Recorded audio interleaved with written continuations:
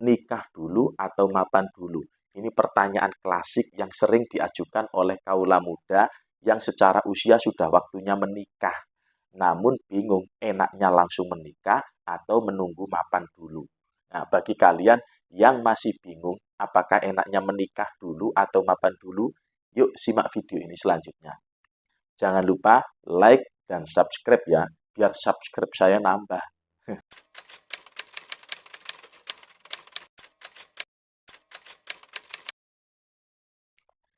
Menikah dulu atau mapan dulu? Ini adalah pertanyaan pilihan, namun tidak ada jawaban yang 100% benar. Jawabannya tergantung pendapat atau kondisi seseorang saat itu. Bagi kamu yang memilih mapan dulu, kamu harus bisa memutuskan definisi mapan menurut kamu bagaimana. Kalau kamu mendefinisikan mapan itu sudah punya rumah, sudah punya kendaraan, atau sudah punya tabungan, kamu juga harus punya target.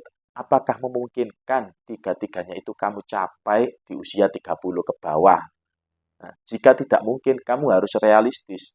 Target kemapananmu harus dirubah, sehingga kamu tidak terlalu lama atau tidak terlalu tua pada saat menikah. Ada yang mengatakan, saya ingin mapan dulu, kemudian nikah. Tapi mapan saya adalah ketika saya sudah punya penghasilan. Kan menikah itu harus bisa bertanggung jawab terhadap pasangan, bertanggung jawab terhadap keluarga. Nah, kalau definisi mapanmu adalah sudah punya penghasilan, ya ketika kamu sudah bekerja, kamu bisa langsung memikirkan untuk pernikahan. Nah, kembali lagi ke definisi mapan. Tentukan dulu definisi mapanmu, baru kamu bisa menjawab enaknya nikah dulu atau mapan dulu. Ada yang mengatakan, nikah dulu aja, kemapanan bisa dicari bersama atau kemapanan bisa dicari saat menikah. Boleh jika calon pasanganmu itu bersedia menikah dengan kondisimu saat ini, dengan kondisimu yang belum mapan. Jadi, ketika calon pasanganmu itu bersedia menanggung resiko, bersedia menikah dengan kamu dengan kondisi saat ini, boleh-boleh saja. Kan dua kepala itu lebih baik dari satu kepala. Kemapanan bisa dicari bersama-sama setelah menikah. Nah, ini kan sama-sama benar antara menikah dulu atau mapan dulu. Tergantung kondisimu saat ini.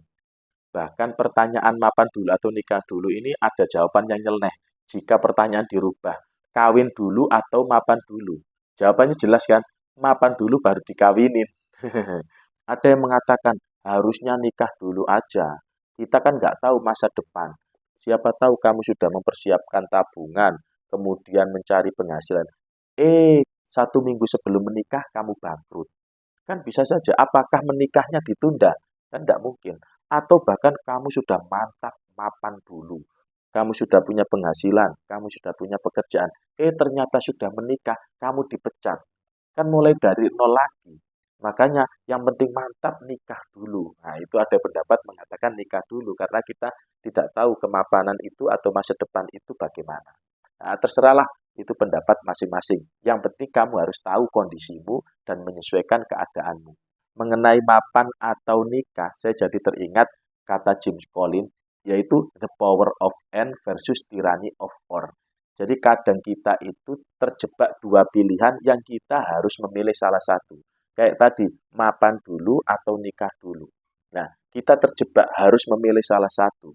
Kalau kita mengganti atau dengan dan, itu kita bisa mempunyai spektrum spek, spektrum kekreatifan yang lebih luas. Menikah dan mencari kemapanan. Nah, karena kita seringkali terjebak dengan pilihan yang sebenarnya bisa kita lakukan dua-duanya. Contohnya ketika sudah menikah, pilih karir atau keluarga, pilih bekerja atau berwirausaha, kemudian pilih sekolah atau bekerja. Kan itu sebenarnya bisa dicari, bisa dipilih dua-duanya.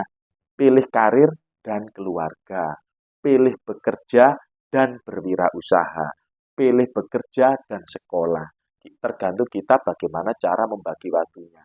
Nah, makanya atau ini bisa menjadi mempersempit pemikiran kita sehingga kita diharuskan memilih salah satu.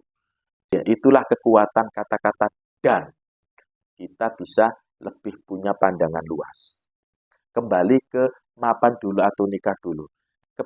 Kebingungan tentang mapan dulu atau nikah dulu bisa jadi itu lanjutan dari kejengkelan kaula muda ketika ditanya kapan kawin atau kapan nikah, saat ketemu keluarga atau saat reuni dengan teman-temannya.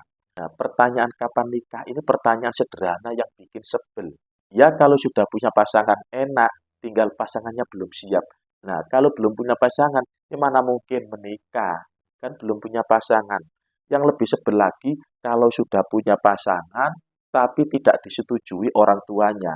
Kesel kan ditanya kapan nikah, kenyataannya sudah punya pasangan, tapi belum disetujui. Ada beberapa pertanyaan sederhana tapi bete. Ya salah satunya itu pertanyaan kapan nikah. Ada lagi pertanyaan kapan punya momongan. Ya jawabnya, saya sudah berusaha jungkir balik, tetap belum jadi. Itu kan kita nggak bisa memastikan.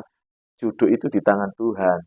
Kita punya anak pun ada faktor X. Makanya hati-hati kalau kalian bertanya kapan nikah atau kapan punya momongan. Bisa jadi menjengkelkan pertanyaan itu. Oke, sampai di sini dulu ya. Semoga video ini bermanfaat dan bisa membantu teman-teman untuk memutuskan nikah dulu atau mapan dulu. Sampai jumpa di video berikutnya.